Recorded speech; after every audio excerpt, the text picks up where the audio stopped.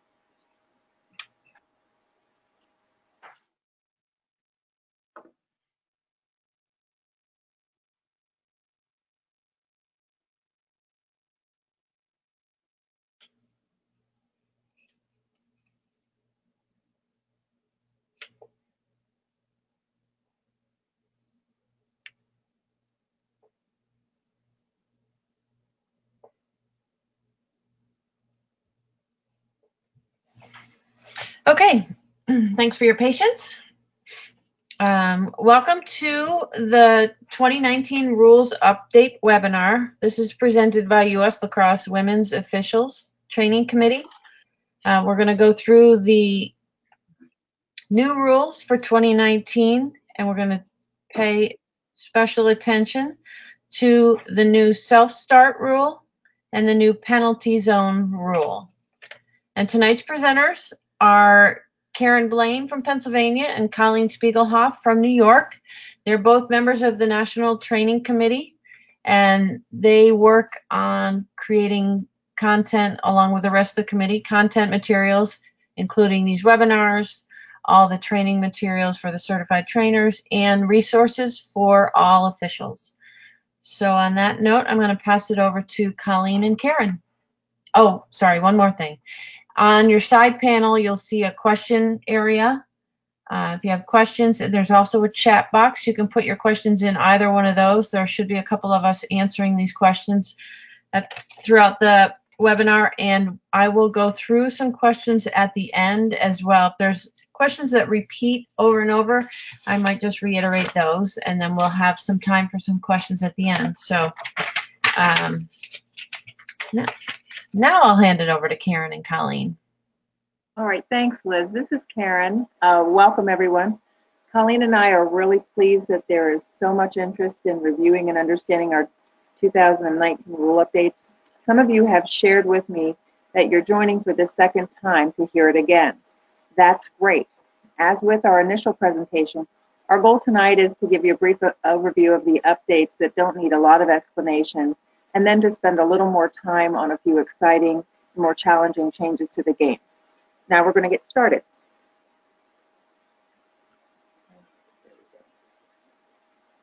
First, the overview. The slide you're now viewing lists the 2019 rule updates.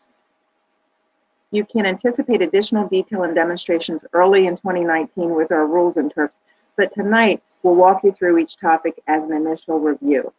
The 10 rule changes include headgear clarification, goalkeeper uniform, horn for timeouts, timing of ball release for legal shot, AP penalty administration in the critical scoring area, goal circle foul administration, 8-meter free position defensive positioning, red card penalty administration, the self-start, and our penalty zone. This is Colleen Spiegelhoff. I'm going to walk you through some of the rule changes for 2019. First up, a clarification about headgear. This year's rule states that all headgear must be worn properly. No loose chin straps or helmets perched on top of a ponytail. In order to minimize the risk of injury, the headgear must be worn properly, by securely snapping the chin strap under the chin. Second, the goalkeeper's uniform. NFHS has added white as an option for the goalie's bottoms. This aligns her uniform color options with the color options for the rest of the team. Note, the goalie's bottoms do not have to match the color of the rest of the team. They may match, or they can be black or gray or white. Using the horn for timeouts. In Rule 3 regarding game personnel, this year's rulebook requires a horn to sound twice to indicate a timeout request by the head coach or any player on the field, after a goal or any time the requester's team is in clear possession of the ball. This rule will help differentiate between a horn for a timeout and a horn for a malfunctioning clock, a dog on the field, or other issues. Rule 4-8 helps clarify the definition of a legal shot when time is expiring. For 2019, the ball does not have to cross the goal line before time expires. It simply has to be released from the cross before the horn sounds. This rule now aligns the definition of legal shot with the NCAA rule. The new rule regarding alternate possession in the critical scoring area is designed to simplify the penalty administration. For 2019, when alternate possession is awarded and the ball is in the critical scoring area, play will restart at the closest dot. As before, no player from the opposing team will be put behind. An opponent will stand 4 meters away and closer to the goal she is defending, and no other players may be within 4 meters of the ball for the restart. The goalie may clear back into her circle if she is above the goal line extended, unless she fouled the opponent or is the closest to the incident that stopped play. With alternate possession in the CSA, play will commence with a whistle. Regarding goal circle fouls by the defense, other than an illegal deputy, the penalty will be administered at the closest dot. The offending player will be placed 4 meters behind. As in previous years, if the goalie is within or partially within the goal circle, she will remain in the circle. However, if a deputy is in the goal circle at the time of the foul, she must clear the circle. And just remember that with an offensive goal circle violation, the ball goes to the goalie in her circle and the offending player goes 4 meters behind the circle. Karen? All right. Next is the rule pertaining to 8-meter defensive positioning. The rule update 10.1.1 establishes specific allowance to the placement of defensive players ball side on the adjacent hash for an 8-meter free position. Colleen will discuss this in further detail later in our presentation. Simply stated, the defensive positioning rule means that if both an offensive and a defensive player are naturally clearing, that means the official is directing both of them to the same hash. The defender automatically gets the hash. These are the hashes on either side of the individual, the ball carrier, the individual with the ball. Red card penalty administration. Red card penalty administration. First, I want to read the update, then we'll break it down. It's really just to acknowledge and allow that some state associations will have repercussions for red cards beyond what the NFHS book states. 12.8.1 establishes that an ejected player receiving a red card may be prohibited from attending the next game per state association administration if in attendance at the next game. What this means is that the rule book used to say that a red carded player's next game suspension would be served at her team's bench area. The 2019 rule update recognizes that some states have determined that players receiving a red card may not be in attendance at the next game, similar to the repercussion for a red carded coach. It's a good idea to understand this rule and to know your state's red card policy. Okay. All right, now on to the exciting part of the evening. The self-start is now a part of the NFHS and U.S. Lacrosse girls game. First, the adoption of the self-start rule is to decrease the amount of involvement officials have in restarting play, thus increasing the pace of the game. Our game is getting faster. For those of you with collegiate lacrosse or field hockey experience, this may be familiar. For some of you, it's going to be very new. Regardless, it's an exciting new element to this level of play. Let's read the rule. 5.4.1. Following a whistle blown for a foul outside of the critical scoring area, the player who is awarded the free position after coming to a stop, may continue the course of play without waiting for an additional whistle from a settled stance, both feet stationary on the ground and the ball positioned in the head of the cross.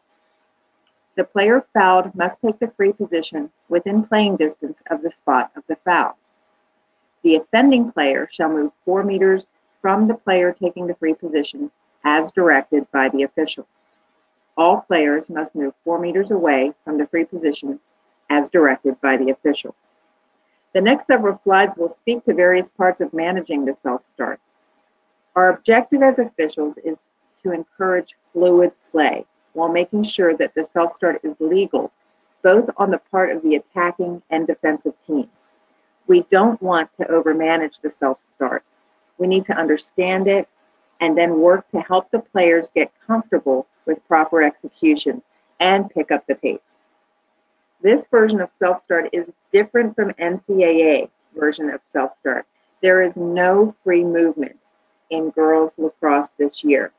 This is a critical difference, and as officials, we need to be diligent in managing movement during penalty administration.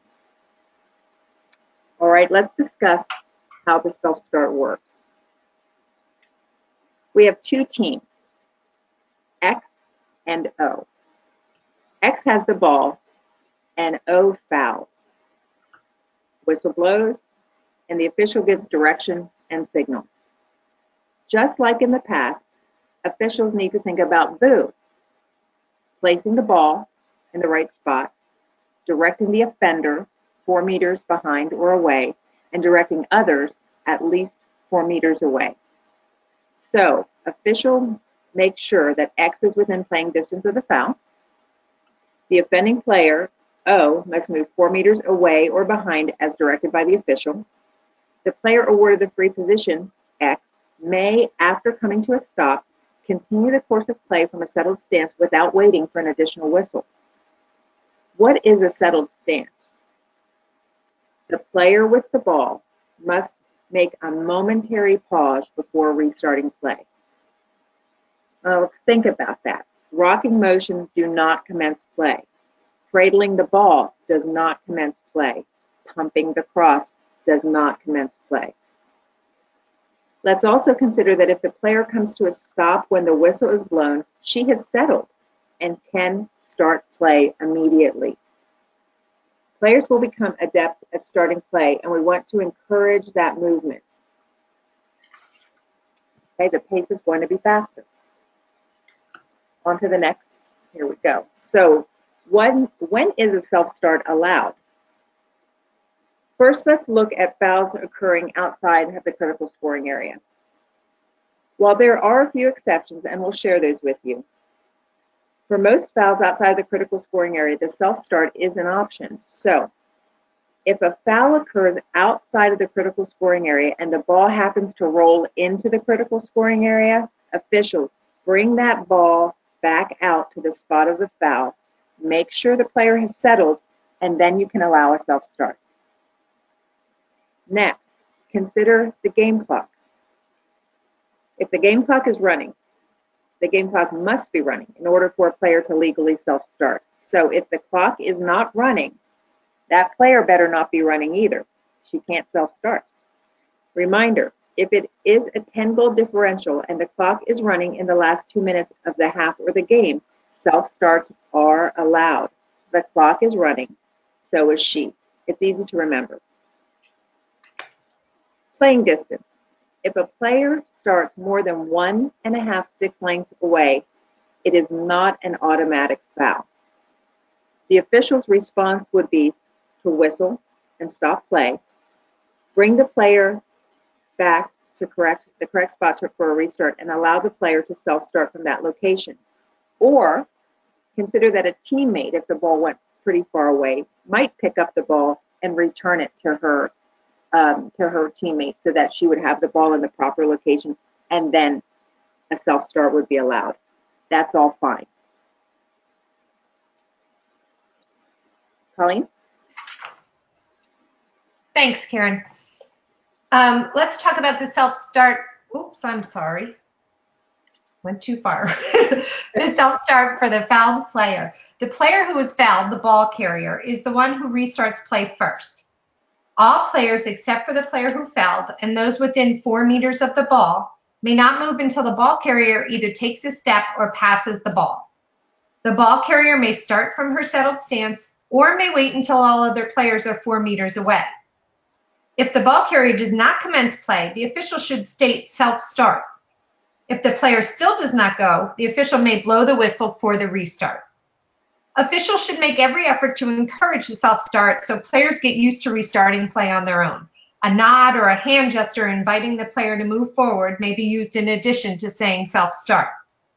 Once the ball carrier steps or passes, the defenders may engage with the ball carrier. If a player attempts to self-start from further than playing distance, the official should blow the whistle and indicate the correct place for the restart. Allow the player to return to that spot, take a settled stance, and commence play with the self-start. Even if you blow the whistle to bring the ball back to the correct spot, you should allow and encourage a self-start from that location. If a team continues to self-start from further than playing distance, officials may consider giving a warning to the coach or captains and/or issue a delay of game penalty. This should only be used as a last resort. If you can encourage players to return to the correct foul location prior to the self-start, you can prevent play starting beyond playing distance. Now let's discuss the defense and their involvement in the self-start. The ball carrier is the one who restarts play first.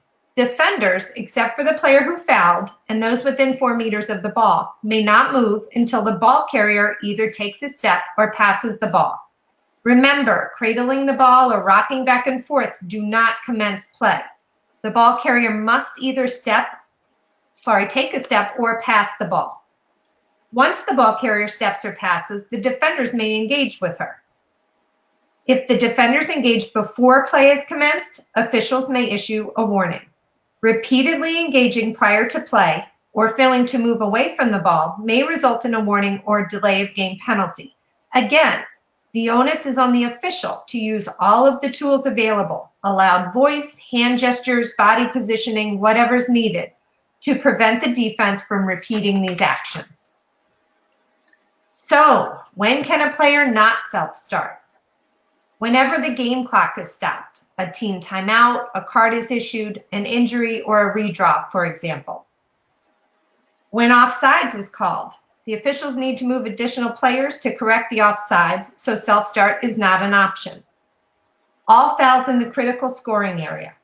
Again, the penalty zone needs to be cleared, multiple players are moving. Self-start is not an option. It is also not an option on alternate possession and inadvertent whistles and after a goal is scored. Again, officials should use proactive officiating to prevent self-starts when they are not allowed. How? By using commands prior to the start or restart of play to prevent a player from making an early start. For example, if you stop the clock to issue a yellow card, before you give the ball to the opposing team, you state "on my whistle" loudly and clearly so the players know they have to wait for the whistle to restart. When you are administering fouls in the 8 meters, state "center hash" and "it is on my whistle" to the fouled player. Again, you are giving them the information to help them prevent a self-start. So how many times can we allow a player or a team to self-start and reset it before we give a verbal warning or assess a delay of game penalty? There is no hard and fast number on this. It's up to the official to decide if the players are choosing to ignore their instructions or if they're simply not familiar with the rule and are making mistakes as a result.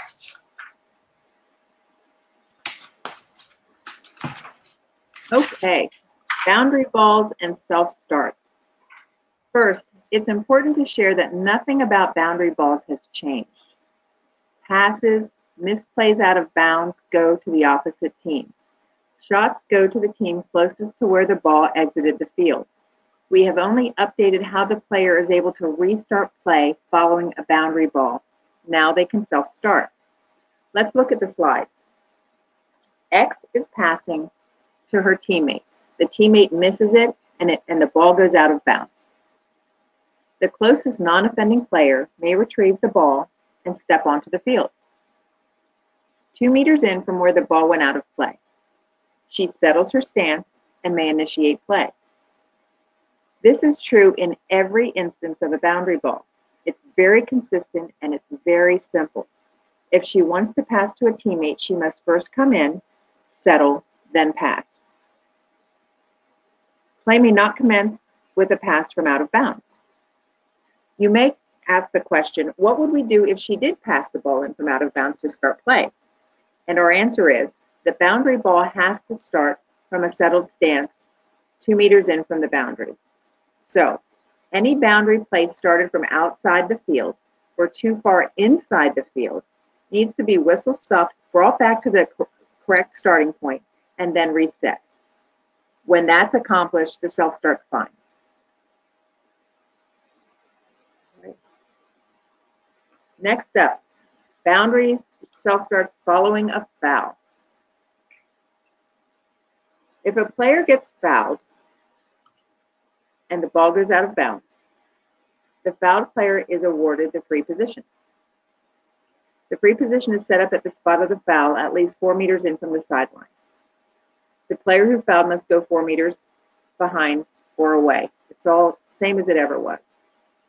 The fouled player may commence play with a self-start from a settled stance. Again, same as we've always done, but now the player can self-start.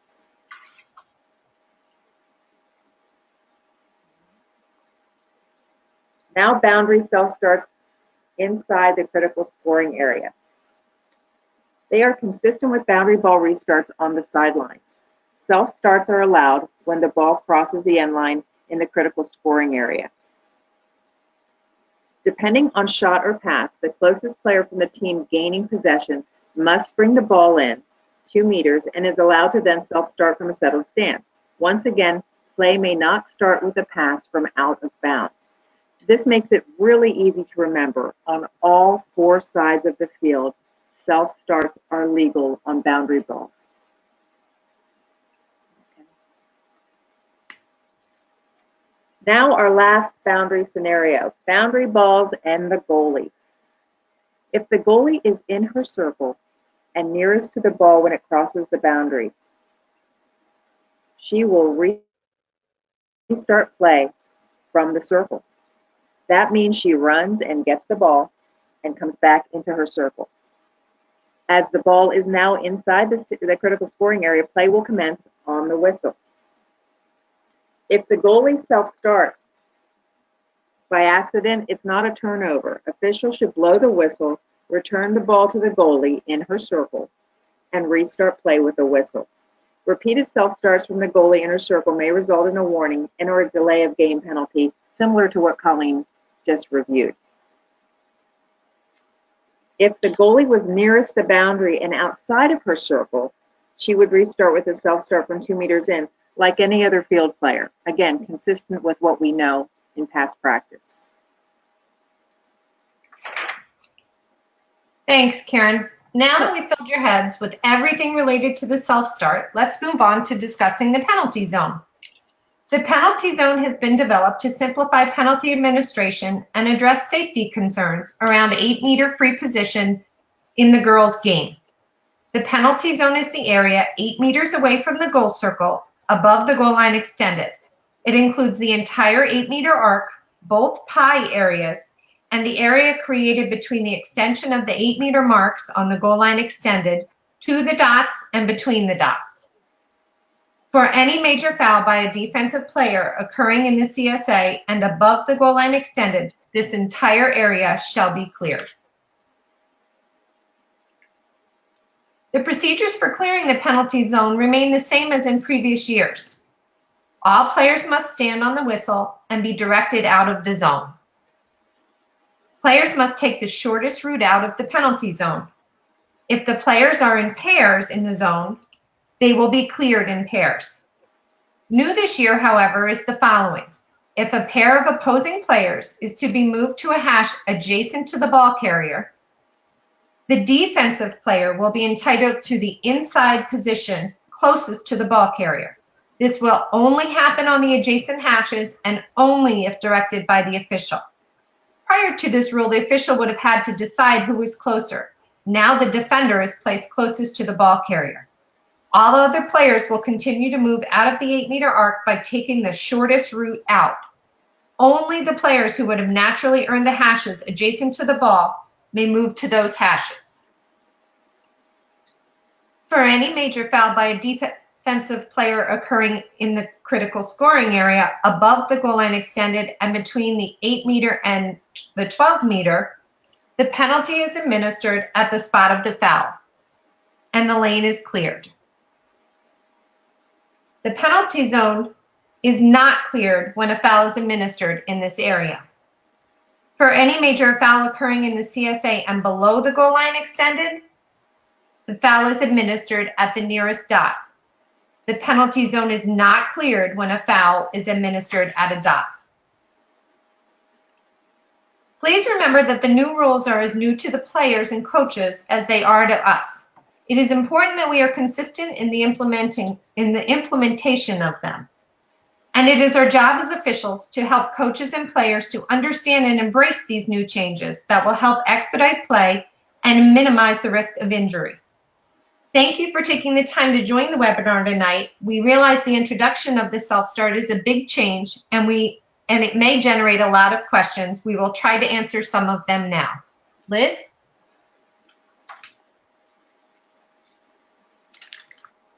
Okay, sorry, I had to unmute myself. I am going to answer some questions. There were a few questions about the boundary ball in the CSA. If the ball goes out of bounds behind the goals, that will be a self-start. The only scenario that it would not be is if the goalie in her goal circle was the closest. I gotta read these. What about fouls at the hanging hash? Any foul that is administered at a hash mark, we will clear the entire penalty zone.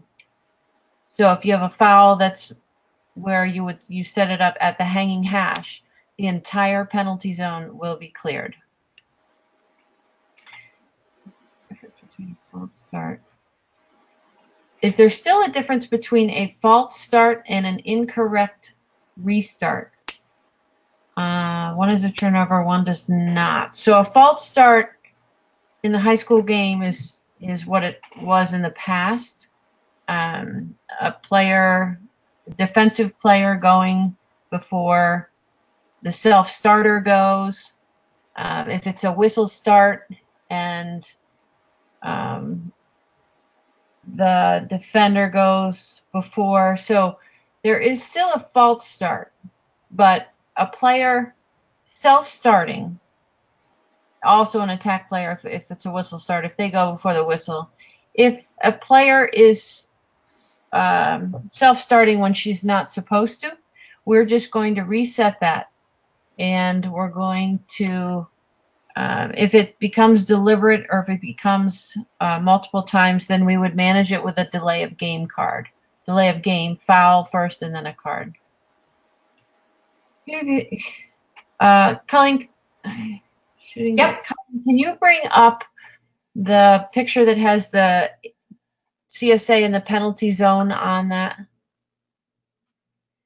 Either one, I think. So just ask if we can review the 8-meter shooting diagram again. Shooting diagram. Definitely a coach. So I would say any of them. So the yellow area that you see here is the penalty zone. So anytime we set up a free position on any of the hash marks that are above the goal line extended, this entire space is going to be cleared. The question is there free movement? No, there is not free movement. What advantage does the team get who has fouled if they don't have to wait for the team who fouled to take their penalty? What advantage does the team who got fouled if they don't have to wait for the team who fouled to take their penalty? All right, I understand. So they may wait if a player is fouled, that player, and it's a self-start situation, that player may wait until she has her entire 4 meters. The player is 4 meters behind and all other players are 4 meters away. So she may wait and then have her full space. I think the advantage is going to be if a team is quick to self-start, they just will be able to move the ball down the field. So, but they may wait if that's the advantage you're looking for. Slow whistle, next nearest going to within 4 meters from the ball. The ball restarts on the first inside hash. Player going, this is a long one. Player going to the inside hash as attack only. Defense would be coming. She can come within 4 meters of the restarts. So this one, yeah. So anytime there is a foul, a slow whistle, which is a foul in the critical scoring area with a flag, and second foul occurs, the player with the ball ends up on a hash mark. Another player goes behind. In that single scenario, another defender may move to within 4 meters of the player with the ball. That's different than the players clearing to the adjacent hash mark. The defender may get that hash mark. That's a different rule. That's in slow whistle. So I would say if you're asking about that, then review the slow whistle one. What is the goal circle foul setup? The attack in the goal circle, the ball stays in the goal circle, the offender goes behind, it's a whistle start. If the defense is in the goal circle, or defenders in the goal circle, the attack will get the ball on the closest dot. And the offender will go 4 meters behind unless the offender was the goalie within her goal circle. For example, a goal circle violation would be if she walked the ball in, just stepping in instead of throwing the ball in. If there was a 10-second count and she carried the ball out and put it back in before it was played. If there's a 10-second count violation, those are all goal circle fouls by the defense with the goalie in the circle. So defensive goal circle fouls are set up at the dot. Liz? Yeah. One question that I heard recently, and I thought this was helpful. There is no penalty administration specific to the goal line extended anymore. That's just good to get in your head. We don't have penalty administration assigned to the goal line extended anymore. Correct. Okay. Yep. I think that's helpful. Thank you. Do you tell the player who committed the foul to move 4 behind? Yes, we do that. And if she does not make the move to do so herself, then we manage that. If the player with the ball self-starts, then the girl can play. If she doesn't move 4 behind and you continue to tell her, that's when you can stop the play, restart it on your whistle, and warn her, which is a warning to the team. And then you would, next time that team did it or that player did it, you could go to a green card. And a green card would then escalate to a yellow misconduct card. So make sure you review that. When would you administer a false start versus a verbal warning? False start. We're not going to administer a false start to a player who self-starts when she cannot self-start. That's not the way that's not written in our book as a rule. It's written as we manage it through delay of game. Another attacker restarts before play when the ball another attacker restarts before the player with the ball has started. Another attacker. Well, if another attacker started, that would be a false start on that player, not on the kid who didn't self-start. So that's a turnover. please clarify what the 1.5 stick is used to measure. So, so it's basically a stick and a half length is the area where a player, the area around the spot of the foul that a player may self-start. So if I was fouled and I'm directly on a line, or like the 20-yard line, if I'm on a football field, I have a stick and a half length. So if I get fouled right on that line and I take one big step forward just from momentum, I come to a settled stance, I may start from there. So we're allowing them a little bit of space to have to self-start from. Does the self-start apply to youth as well? Yes, all levels will be using the self-start. All levels of play, all the way down to the little bitty ones. The player starting in the self-restart situation cannot be called for a false start violation. Correct. What about the other players on the team? Yes, they may. We just talked about that. Does the offensive player with the ball on a self-start have to wait for the defender to move 4 meters away? No. She may go at any time. However, as soon as she goes, everybody else may engage in play.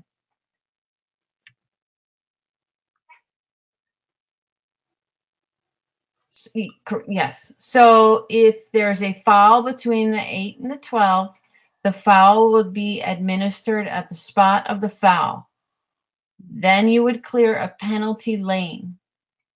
If there is a flag on a foul between the 8 and the 12, we still administer that flag or that foul at the spot, that penalty at the spot of the foul when the flag was raised. So if a player gets roughly checked and she's at about the 10-meter mark, the flag comes out at that point, she continues on, drops the ball. We're going to administer the foul at the 10-meter mark where she was fouled. Good question, Joe.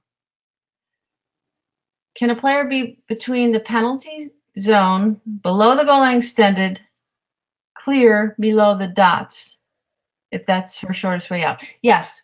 So there is space for players to go if they clear to the bottom, closer towards to the back line. There's space where players can go below the dots to stand on a free position. Defense in the goal circle, the setup is at the dot. Is that new? Yes, that is new. 8-meter free position on a hanging hash. Yes, we clear the entire penalty zone. 12-meter free position, clear just a penalty lane. We clear just a penalty lane unless it's an 8-meter free position.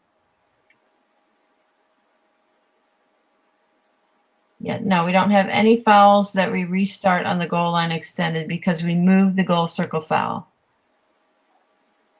On a boundary restart, no passing to start play? Question mark?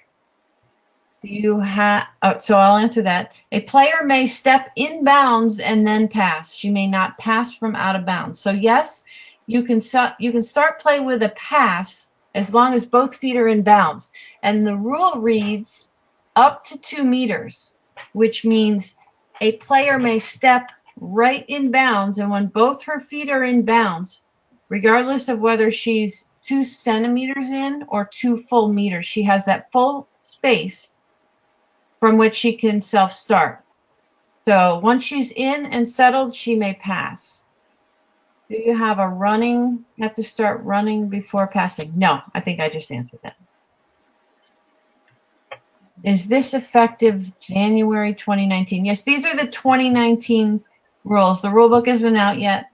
However, I'm sure many of you will see if you work fall ball or coach fall ball or around fall ball, a number of these tournaments are playing these rules. However, there's no officials that have been truly trained. That's why we're trying to get this out there so that people are doing this correctly. Okay, I think, oh, one more. Both feet need to be on the playing field when self-starting from an out of bounds. Correct. Yes, both feet need to be in bounds to self-start, whether you're passing or running. On the sideline restart, as a player has entered the field, let's say she takes full 2 meters. Does she get 1 meter of free space? Yes. We're still allowing that 1 meter of free space. However, think about the other players aren't moving. So the only time that would come into a factor if she stepped in the full 2 meters and there was a player right there, then we would ask that player to move, give her 1 meter of free space. So they don't move. But she does have that luxury there of moving in. Defense intentionally enters the goal circle on a scoring play. Still the dot or RC? I'm not sure what RC is. Or major on a hash. Red card. Red card. Oh boy, that's brutal. Intentionally enters the goal circle on a scoring play. I think that your judgment would have to be that she's intentionally fouling. I'm not sure I would say it was an intentionally dangerous or violent situation. Potentially it could be. That's a little bit different. We still have the rule if a player intentionally gets into shooting space, when the steps into shooting space to stop a shot, that is still listed as a red card. The goal circle violation, it's not listed as in that way. So that's slightly different. So just make sure you read the rule correctly. Yeah, on open goal, I understand that.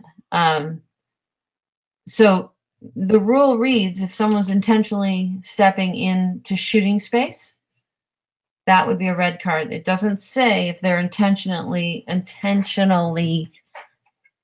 stepping into the goal circle. However, if they step in the goal circle and their team doesn't have the ball, I would consider more than just the goal circle foul.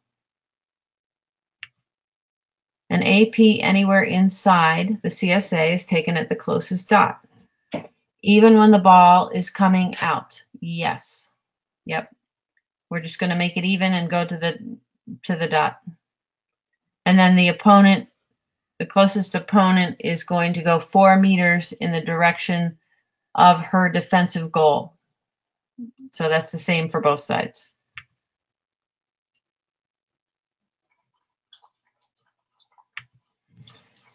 Mandatory red card if they step into shooting space and the goalie is out of the goal. That's what we just talked about. You're welcome. Any more questions? Going once. Oh, there we got one. Joanna. Shot released prior to the game clock expiring only applies to the game clock expiring. Right. Not correct. Not prior to a whistle. That the shot needs to be released prior to the clock expiring for it to count, not a whistle. Good question. Well, there's another one. What happens for a crease violation? I'm going to guess you're in a boys game. So a goal circle violation by the defense goes to the dot. Goal circle violation by the attack, the goalie keeps the ball if it's in the goal circle, and which it is. Goalie keeps the ball is in the goal circle, and the opponent, the offender, goes 4 meters behind the goal circle. So that's what we call a goal circle violation in girls lacrosse. Anything else? Any other questions before my dog starts whining again? Okay. Thank you, everyone, for participating And this will be posted on the US Lacrosse e-learning platform, which I want to make sure there's a number of coaches here. So I'm going to make sure that I get together with the coaches ed and make sure it's accessible for coaches as well. So thanks and have a great fall. Thanks, Colleen. Thanks, Karen. Night. Good night. Night.